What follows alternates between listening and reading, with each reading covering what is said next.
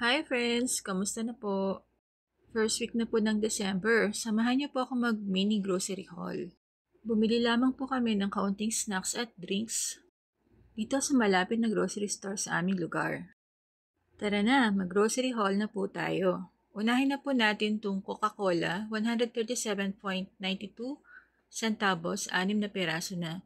Bumili rin po kami ng Dash Meal Delight, 54.15 per pack, 5 pieces. 5 pack po ang binili namin. Dahil wala pong stock ng Yakult ngayon. Bumili rin po kami ng Dash Meal Orange, 19.25 per piece.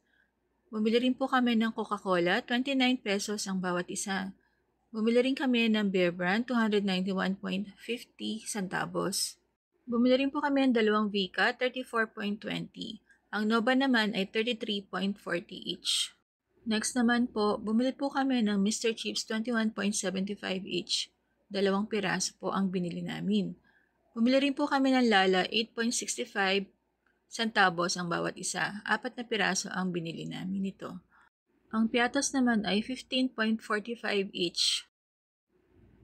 Ang Bicat cheese naman ay 34.20. Bumili rin kami ng 8 piraso ng pretzel, 6.90 each. Ito po yung mini size ng pretzels. Bumili rin po kami ng ilang piraso ng canned goods.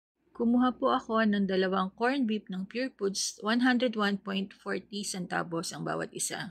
Ang Alaska Kebab ay 28.45 centavos each. Bumili rin ako ng 2 maliliit na piraso ng Nestle Cream, 28.45 each. Ito na po lahat ang nabili namin sa ating local grocery store. Sa tingin ko po ay wala naman masyadong pinagbago ang mga presyo ng bilihin sa ngayon.